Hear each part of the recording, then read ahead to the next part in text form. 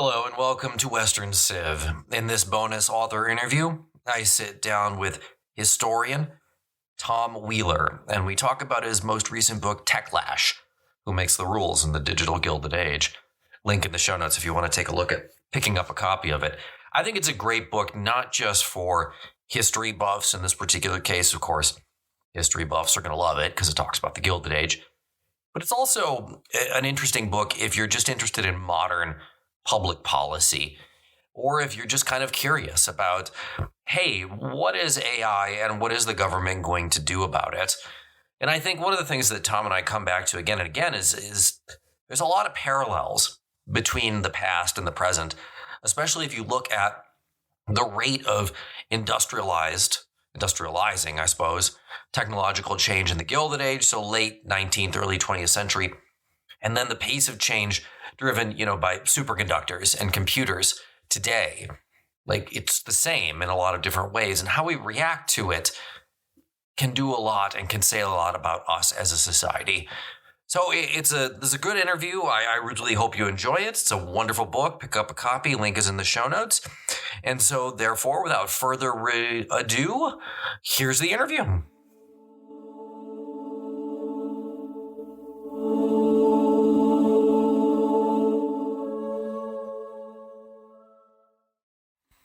Okay, as I mentioned moments ago, I'm sitting down with historian Tom Wheeler talking about his most recent book, Techlash, Who Makes the Rules in the Digital Gilded Age? Well, first of all, thanks for using the word Gilded Age, because it's one of those things that when I talk to students, their eyes just glaze over. But it's a really interesting period for me, and I love the connections to the modern day. And I actually think that there are a ton of parallels between the Gilded Age and the period that we find ourselves in right now, which is kind of what we're going to get into. But as you write in the introduction, and I hear this in different phrases everywhere, but I think it's really apt here, history doesn't necessarily repeat itself, but it certainly has consistent themes.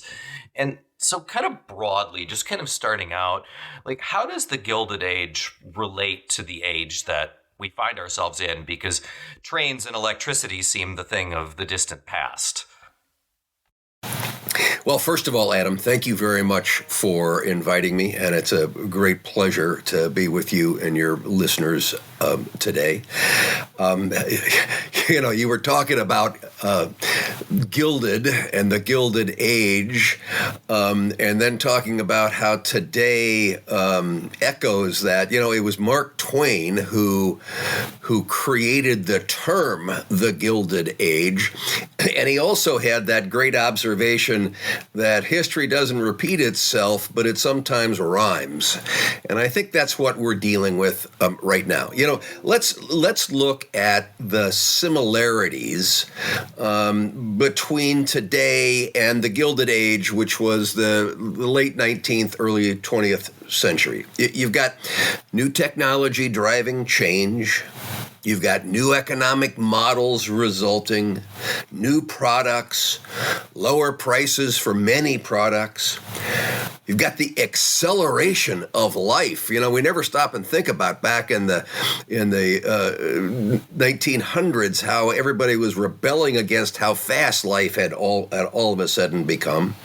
We've got the destruction of small businesses, the creation of monopolies, huge wealth disparities, resulting consumer harm, and even fake news. So the key thing, I think, and what I was trying to talk about in Techlash is to look behind the whys for both the original Gilded Age and the digital Gilded Age, and try and assess why it happened then, why it's happening now, what they did about it, and what that suggests for us. And I think that the whys are, first of all, that in both instances it's technology driven.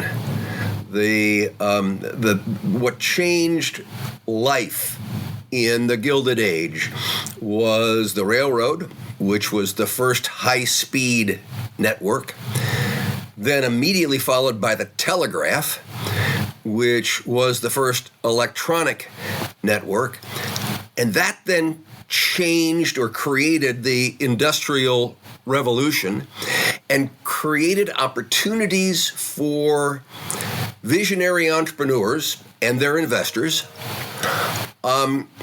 to create the new rules that would govern that new economy, acting kind of as pseudo governments. And that's a very similar situation to what we have today. A group of entrepreneurs and their investors driving change and acting like pseudo governments. Just to drill down on the change for a moment, I think it's hard for us, certainly hard for my students, to understand how novel, over the course of total human history, this pace of change is nowadays. If you took let's just say, peasant farmer in Gaul around the time of Julius Caesar, and then you jump forward to the Frankish Empire under Charlemagne, roughly 800 years later, their lives are probably fairly comparable. They honestly are. They're still subsistence farming. Yeah, there's been a change as to who they pay their taxes to, but they'd never really cared about that in the first place. And so there just wasn't change. Life was very static for a long period of time. And then really starting with the Gilded Age, things explode. And the pace of change becomes almost exponential. And that's something that drives, obviously, the opportunities for growth. But, correct me if I'm wrong, it definitely drives the opportunities for conflict as well. Certainly societal conflict, when you take a society that hadn't changed for such a long period of time, and then due to technology, you force it to go through those changes. I don't know. What do you think about that? No, I think it's a really good point that there was even a scholarly paper in one of the medical journals of the time that talked about the effect of the change in the pace of life on human behavior and human psychology. And they blamed it on the railroad, the steam printing press, and the telegraph, as well as the increasing rights of women. But it was in a medical journal, and accepted at the time. I think your point about looking back into medieval times and how things really didn't change, and comparing it to first the original Gilded Age and then to today. Let me just give you an example between today and the original Gilded Age. So in the midst of the original Gilded Age, Alexander Graham Bell invented the telephone. It took 125 years before the telephone connected 1 billion people around the world. The Android mobile operating system, which we all see in smartphones, the Android mobile operating system, the equivalent, if you will, communications backbone of the 21st century, took less than 6 years to reach that same point. That is speed. That is change coming at you at exponential speed. And I think that's interesting. It's that exponential thing that makes a big difference. Another thing that I always like to point out to students is that it takes, and really I think in the Gilded Age, this starts to get cemented into place, that we as humans, we finally start to become forward-looking. Forever, humans were backward-looking. And I mean that in terms of science, too. The idea that really until the scientific revolution, that to learn about the world around you, it wasn't to experiment. It wasn't to go out and look at things. It was to read Aristotle. It was to read Plato. It was to go back. Always had to go back. Even the founding fathers in the United States, when they're trying to come up with, names for what are we going to have a Senate? Well, they didn't pull that out of a hat. That comes directly from Republican Rome, that they're trying to emulate. Let's go back. Let's figure out how to do this. And finally, in the Gilded Age, and in our modern era, we start to look forward firmly for the first time. And I think that's a big change. I'm really interested in mindsets, really, to be honest with you. I think you take a Roman citizen, you pull him, you get the DeLorean, the flux capacitor, and you go back in time and you grab him and you bring him up. I think he gets used to the technology faster than he gets used to the way that we look at the world now, the way that we view the world. I think that takes a longer time for him. But when we're talking about these inventions, like, I like the idea in the book of sort of like some inventions are just naturally catalysts for other inventions. You think of them as like explosions that sets off explosion that sets off explosion over here and over there. Like, what are some examples of that? Because I really think of that in the Gilded Age. We see that really for the first time. Well, let me go back and just expand on that point a little bit, Adam. It is never the primary technology that is transformational, but its secondary effect. It wasn't, you want to go back and way back in history, Gutenberg's press spread information and knowledge, but its real result, its real transformation was what the effect of that was. A little thing called the Reformation, the Renaissance, the development of the scientific method. You look at the railroad in the Gilded Age. The railroad was the death of distance.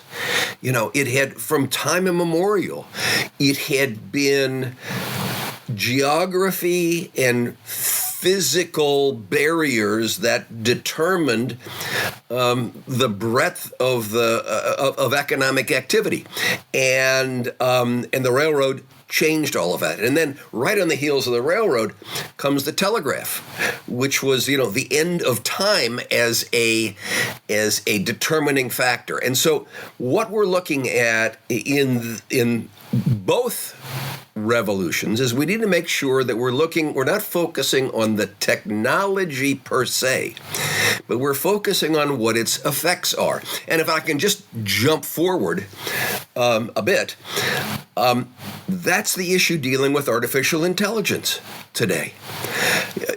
It's not artificial intelligence qua artificial intelligence that is the issue. It is what is going to be the effects of artificial intelligence. And our challenge as a species, and the challenge of policymaking, since I spent a good deal of my life working on federal policies, the challenge of both the species, and in particular the subset of species that are involved in policy, is the tendency to define tomorrow by what we understood yesterday. I was sitting with the late Madeleine Albright one time, and we were having a discussion of the former Secretary of State, and we were having a discussion about the impact of technology on diplomacy. And she said, the problem is with diplomacy is that we take 21st century solutions, define them in 20th century terms, and propose 19th century solutions. I said, Madam Secretary, I'm stealing that line, because that is the reality that we're dealing with in the technology world as well. We define 21st century problems with 20th century terms and propose 19th century solutions. And so what I was suggesting in Techlash was that we need to think about new solutions that reflect the new realities of the 21st century, of the digital Gilded Age. Yeah, I think that's a really good point. And I want to come back to the policy in just a second. But also for the listeners, you said something, the train was the death of distance. And I want to drill into that just a little bit more. And the reason is because sometimes students will ask me, well, why aren't there robber barons prior to this age? Why aren't there Rockefellers? Why aren't there Carnegies? Why aren't there any of these people? And I often explain, well, if you have a factory, but you don't have railroads, and I make shirts, it's very difficult for me to sell those shirts hundreds of miles away. I can sell them locally, right? But it's very difficult for me to do that. So, and you call these networks in the book, how these different sort of technology networks sort of spurn other innovations and drive things. I wonder if you could drill down on that for a second, because I thought that part of the book was really interesting. Sure. Well, thank you, Adam. I'm a network guy. I've spent my professional career in the evolution of new networks and have come to the conclusion that we are as we connect, that it is our networks that define our commerce as well as our culture. And let me give you an example. So Chicago became the second city in the United States because it was a railroad hub during the 19th century. And the first railroad line out of Chicago connected it with the Mississippi River at Galena, Illinois, and it was creatively called the Chicago and Galena Railroad. On its first run, the ceremonial run, where the investors were all pumped up and riding along, this is so exciting, a farmer comes up and says, "Hey, I got a wagon of bags of wheat here. Can you take them into Chicago rather than me having to haul them all the way in there?" And so the railroad created the Industrial Revolution by enabling the centralization of production that used to have to be close to the output of the raw materials. So you could move coal and steel to Pittsburgh. You could move raw agricultural products to Chicago, where the great slaughterhouses then grew up. And so networks are at the core of everything. And what's been interesting in recent times is that the networks of the 19th and 20th century were centralizing networks. Think about railroads going to a switching yard where cars were then set on to another line going to another point. At that centralization point, businesses developed. You had that was why Chicago became second city, and all the abattoirs to slaughter animals located. All the refineries for grain products were located. And that's the way networks worked for most of the 19th and most of the 20th century. And then along came this thing called the internet, which instead of doing its network activity at central points, distributed it and put it out into smaller and smaller hubs where the switching activity occurred. And that internet protocol, if you will, changed the nature of economic and individual activity in the late 20th and early 21st century to push it outward. And that's what we're trying to deal with now. How do we how do we make the rules for an economy and a society that has been operating on assumptions built around centralized activity in an era of distributed economic and individual activity. And that's the challenge that I try to address in Techlash. And, I would be remiss if I didn't point this out as somebody who's originally from Milwaukee. That Milwaukee was a larger city than Chicago until that's hammered into you as a school child. Up also, that the Peshtigo River fire was more important than the Chicago fire, which is a dubious claim at best. But we'll cling to it. Well, while we're having fun here for a second, Adam, the really interesting thing is that as the railroads were going west from the east, the Chicago City Fathers noticed they were going to get bypassed.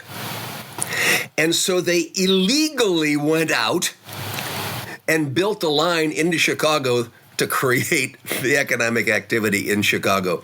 But at that point in time, states had to grant charters for railroads. They said, the hell with it, we're going to go ahead and build this even without a state charter. Yeah, that's super interesting. Because, the other things that railroads, of course, allow you to do is maybe for the first time in human history, you can have a major city that's not by a body of water for the first time if you want to. If you go look at a map, guys, prior to let's say it's the early 18th century, there are no cities that are not by major bodies of water, and whether that's a river, a major lake, or the ocean. That's just how it is, because you couldn't move goods any other way. Suddenly with the railroad, you can move things. So you talk about in the book, and you kind of started to discuss this a little bit, but I'm interested in this idea of industrialization versus deindustrialization, because we talk about that oftentimes in schools as the move from a secondary economy to a tertiary economy. So, an industrialized economy to something that's information-based, service-based, which can mean a lot of things. People think sometimes it's just restaurants. Service industry is a lot more than that. But I wonder if you could talk about some of the factors that are at play in that, especially the move to a deindustrialized economy, because I think then we can kind of talk a little bit about some of the growing pains Western societies have experienced in recent decades. Sure. So I have a chapter in Techlash entitled, "This is Not," in capital letters, "the Fourth Industrial Revolution." The World Economic Forum has popularized that concept, and my concern is that it misconstrues what is going on today as a continuation of industrial habits rather than a seismic shift. And in so doing, it starts us off on the wrong foot to how do we deal with these issues. But let me just give you a couple of examples. Start with the assets of the 21st century compared to the assets of the industrial era. Industrial era assets were things you could stub your toe on, right? Digital assets, the capital asset of the 21st century is digital information. Digital assets are soft. There's zeros and ones. You can hardly find them, let alone stub your toe on them. But they also behave very differently. Industrial assets were exhaustible. You used that ton of coal and it was gone. Digital assets are inexhaustible. You reuse the lines of code again and again and again. Industrial assets were expensive. Digital assets are inexpensive and approach zero cost on a marginal basis. Industrial assets were a use once kind of activity. That if I burn that ton of coal, it's gone forever. A digital file, if I subscribe to Facebook, Adam, I'm using the same digital files that you use. And there's another action here that if I had a ton of coal, you didn't have a ton of coal. The economists call that rivalrous assets. And digital assets are non-rivalrous in that you and I can both share the same code for Facebook or the same Word document preparation in our Microsoft software. And then lastly is that the really interesting thing about digital assets that's different from industrial assets is that they're iterative. When you use a digital asset, you create digital information, which then itself can be used either to improve the product or to create a new product. Before I became chairman of the FCC, I was a partner in a venture capital firm, and our focus was investing in internet protocol-based services because of the fact that they were iterative. It was not just what they did, but it was the data they threw off that created value. And those things together mean that the economy behaves differently. In the industrial era, it was scope and scale economies that industrialization brought. I mean, the difference between a couple of blacksmiths producing a plow and a plow being produced in a factory setting was huge in the amount of time invested and therefore the cost to the consumer. It brought to scale things that weren't at scale. Digital moves beyond that kind of linear growth to literally exponential growth, where everything adds on everything else. And that changes the way businesses operate. That changes the way we interface with the technology and with each other. So one of the messages in Techlash is that we need to cleave, we need to get away from defining what's happening today as though it is an extension of the Industrial Revolution.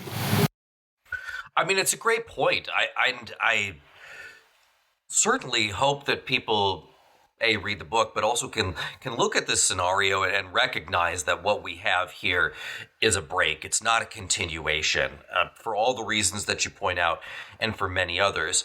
But I want to kind of think about, all right, what maybe lessons are there from the Gilded Age if we start to think about some of the problems that are facing society right now, which is, I mean, let's just think about maybe misinformation, right? Which is a big, I mean, it's in the media all the time. People are talking about it. How do we deal with misinformation? Well, they had that in the Gilded Age too, so maybe there's a lesson there. And then how do you just deal with this level of sort of decisive change? And I mean that from the perspective of it's a totally different skill set that we need people to have than we needed them to have in, say, 1950. It's totally different. So how do we start to reorient society in a way to address some of those problems? I don't know if there's any lessons from the past about that. So I think you have hit the nail on the head, Adam, with the challenge that we're looking in the Gilded Age, in the original Gilded Age. They were confronting never before seen challenges. I mean, remember what the Gilded Age replaced, which was an agrarian and artisan kind of economy. And all of a sudden, you had people being pulled off the farms and brought to major cities that where not only were they then working in factories to produce, again, at scale, but they were creating all kinds of problems that cholera epidemics would break out because there wasn't any good sanitation. We've never had that many people living together before. How do we deal with that? Fires became a real issue. How do we deal with that? How do we deal with education on a mass scale? So what happened in the original Gilded Age was a never-before-seen of challenges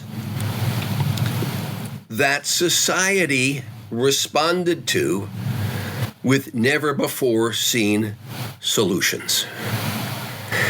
And that's the kind of thinking that I hope comes out of Techlash, that we are today seeing never-before-seen challenges, and we need to have never-before-seen thinking. But now to your point about fake news, for instance, and back to our friend Mr. Twain, there are echoes, because in the Gilded Age, the publishers, taking advantage of this new technology called the steam printing press, which allowed them to produce thick newspapers full of advertisements and room for plenty of information. Guys like William Randolph Hearst and Joseph Pulitzer took the attitude, hey, as long as it sells papers, who cares if it's true or not? And it was one of the great periods of fake news. And in 1922, a group of newspaper editors working for these guys organized the American Society of Newspaper Editors. And in 1923, they came out with a code of ethics. The first item in the code was tell the truth. It's a fantastic story where these individuals literally bit the hand that fed them in order to push for truth and balance. And, you know, if you go back and you think about what are the things that are dangerous about the internet today and its spread of lies, hate, misinformation, it's exactly the same economic model. It is, hey, the goal here is to attract a lot of people to the site so they can see advertising, and so we will curate the content for outrage rather than veracity. The trouble is that curation is now done by algorithm, and then unlike the editors of the 1920s, algorithms have no moral compass. And so the challenge becomes, how do we as a society collectively step in and say, no, we think there needs to be some kind of a code.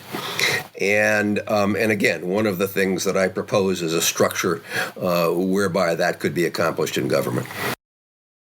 And that's what I was going to ask you, because, I mean, yes, thinking kind of back to our not so distant mirror here of the Gilded Age, because it's not that far in the past, but certainly not in the scope of things. But yeah, I mean, that's great. Newspaper editors came together and came up with the code of ethics. I don't see Elon Musk, owner of, I guess it's called X now. I still call it Twitter, but whatever. I don't see him leading the charge to create a code of ethics for things that are posted online. And it's changed in that, yeah, I mean, you could go out and start your own newspaper a long time ago. No one's going to read it. Nowadays, you could set up a YouTube channel or a podcast in 5 seconds. Who's monitoring you? Is this, at the end of the day, is this going to have to come from government? I guess is my question. Like, I just don't know. I don't see a way out other than that as to who's going to step in. I don't know that we can trust the businesses to do it. So the front end and the back end, I think, are governmental, where there needs to be an impetus to come up with the equivalent of that 1923 publishers code, editors code. And there needs to be enforcement. So at the front end and the back end, there's a role for government. Government can say, we need to bring, well, in the middle then is a multi-stakeholder group. One of the things that we need to learn in the new Digital Gilded Age is that the way in which government behaved in the original Gilded Age, the industrial era, doesn't work today because it was so micromanaging and over-controlling, and that has an impact on the innovation and investment that you want to encourage today. But the structure, so I came out of the wireless industry. And, how did we get from 1G to 2G to 3G to 4G to 5G, and now 6G is being worked on? It was the companies coming together to establish technical standards. Let's make sure that this will work across all devices, no matter who makes them, that it'll work in all countries, and that it'll work on all networks. That was a multi-stakeholder process where the device manufacturers, the network operators, the network equipment manufacturers all got together and said, this is how we will agree to operate. It seems to me that we can take that same kind of establishment of a technical code, if you will, and use it to develop a behavioral code. But you need the front end of government saying, we've had enough, you guys need to come together and resolve this. We're going to check it to make sure that it's not just, pretty pictures. And then there'll be an enforcement mechanism. But I go back to the point that because we're facing never-before-seen challenges, we've got to have never-before-seen solutions. And I couldn't agree with you more, and I want to be optimistic. I do. I'm an optimistic person in general, but at the same token, Tom, as you and I are sitting here having this conversation, there is no Speaker of the House of Representatives, and there has not been for some time. And I think to myself, well, could a digital regulation survive a filibuster-infested Senate? I'm not sure. I want to be optimistic about government leading the way. I just wonder if we're to that point yet, where that can happen. Let's go back in history again. Adam, let's go back in history. It was the late 19th century. So the first federal regulatory agency, the Interstate Commerce Commission, was created in 1887. The Sherman Antitrust Act was passed in 1890. The Pure Food and Drug Act was passed in 1906. The Federal Trade Commission Act was passed in 1914. The Clayton Antitrust Act was passed in 1914.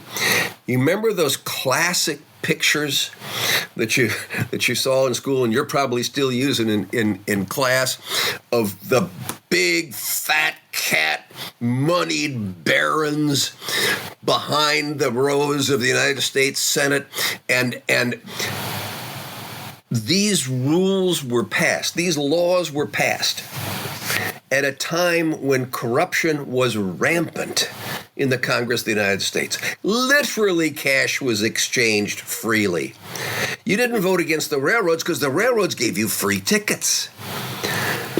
And you know what, Adam? Despite that kind of dysfunction, we the people, it was a combination, by the way, of both populists and progressives who said, hey, we've had enough. And I want to believe that we the people, again, can express ourselves. And it's not going to be a overnight thing. It's not going to be a smooth thing. It's not going to be perfect from the start.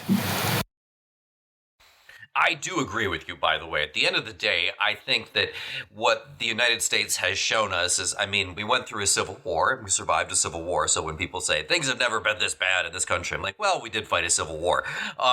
But I think that there is a way out. Just because I don't see it yet doesn't mean that it's not going to form. But what I agree with you completely from this talk today is that new problems do require new solutions. The notion that we're going to look back to the past and find a way out of this is silly, especially based off of the pace of change.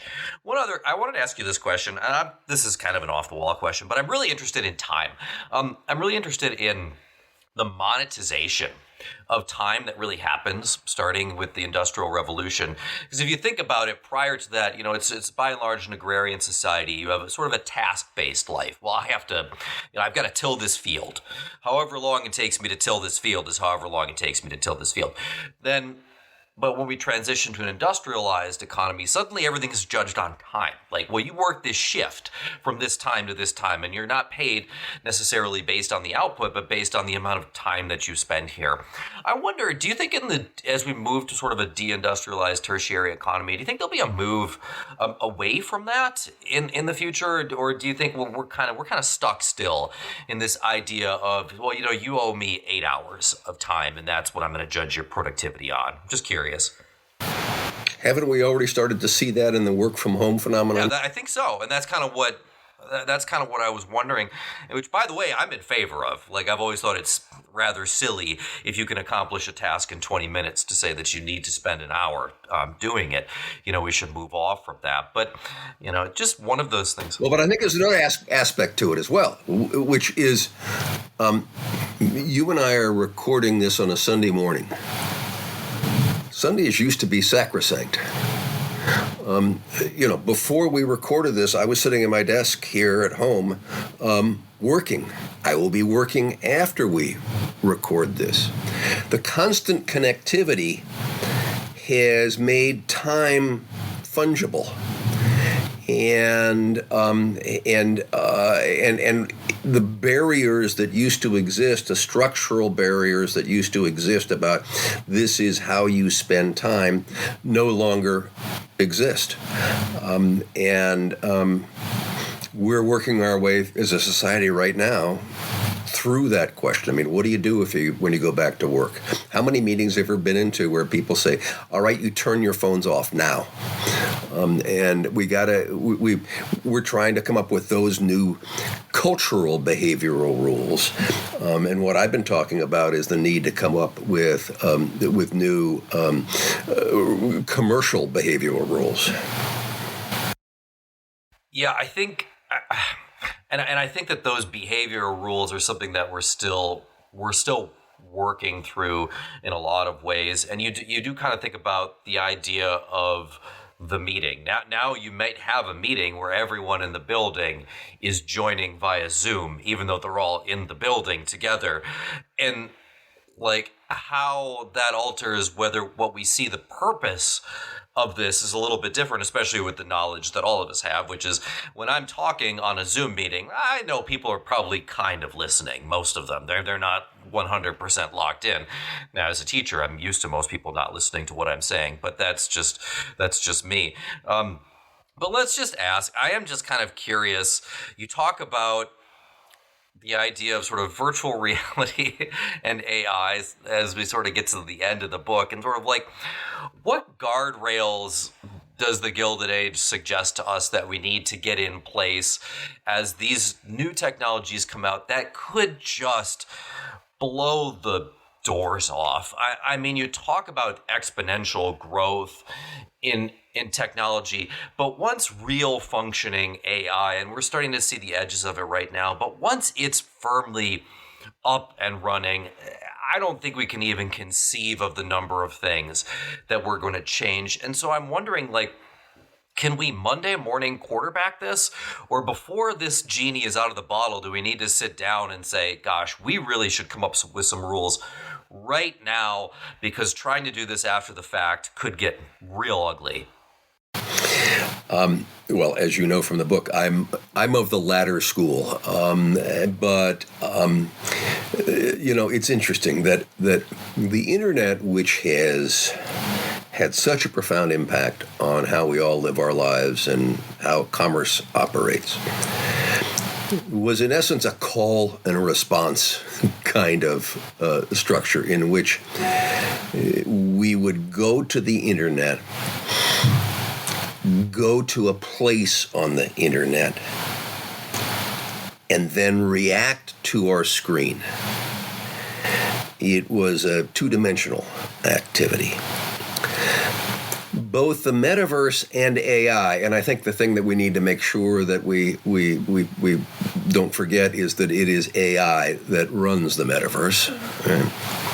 But both the metaverse and AI take the user into that screen, if you will.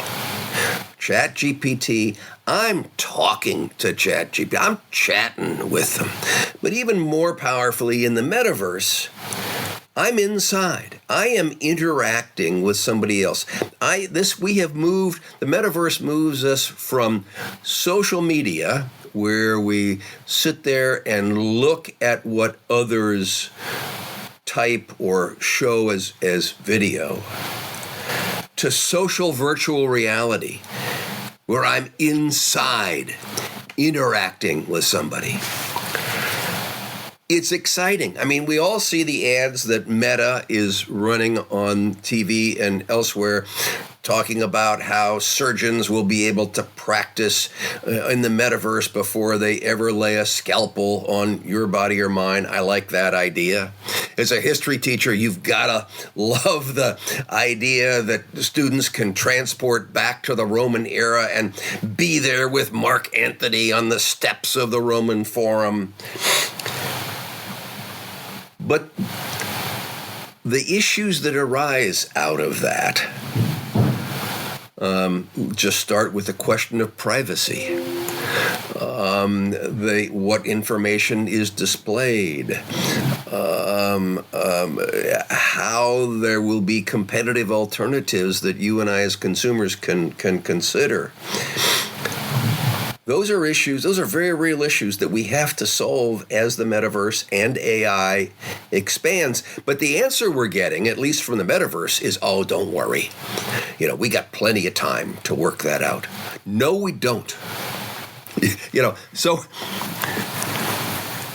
Mark Zuckerberg, who I admire a great deal. Mark Zuckerberg's mantra, which became the mantra of Silicon Valley, move fast and break things. He wasn't breaking computers. He wasn't breaking the China.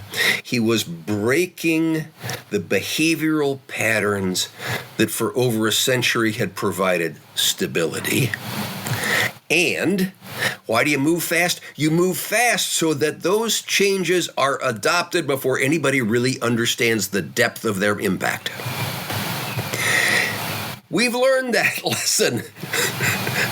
Now, with metaverse and AI, are we going to practice what we've learned? Are we going to put in place the learnings from that experience and not say, oh, let's just wait. We've got plenty of time to work this out. Meanwhile, the effects of the new technology are becoming buried in our daily lives and economic activity to a point where they're almost untouchable. That's our challenge. And I think it's a big challenge. But I think it's a necessary challenge. I tend to agree with you that the longer we wait, the more difficult this is going to become for society in general. Another thing I think about when you sort of talk about as a history teacher, I'm really excited about virtual reality and being able to pull people into the history. But one of the things I wonder about is whose history? Who's deciding? Because I've lived in a variety of different states, and I'm in Texas right now, and if you open a textbook in the public school here on American history, you won't see the word slave. you'll see the word worker. And so if I say go back to, I'm going to do virtual reality. I'm going to go back to Louisiana in the 1820. What am I going to see? What's it going to show me? Like, because who's feeding that information in there? I could get two really different pictures.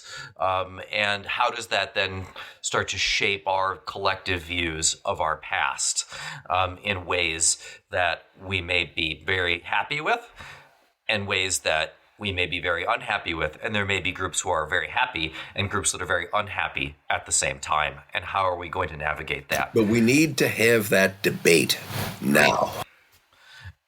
I couldn't agree with you more. And putting it in a box and putting it in the back and saying we're not going to talk about this is not going to solve any problems. But, well, this has been a great conversation. It's a much longer book, obviously. But was there anything else that you really wanted to add that you feel like maybe we missed?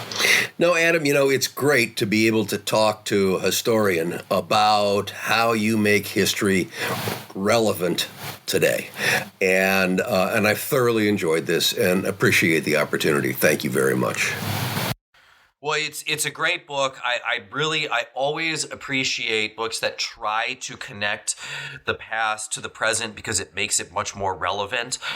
This book does that in spades. So thank you so much for coming on. It's been really a wonderful conversation. Thanks, Adam.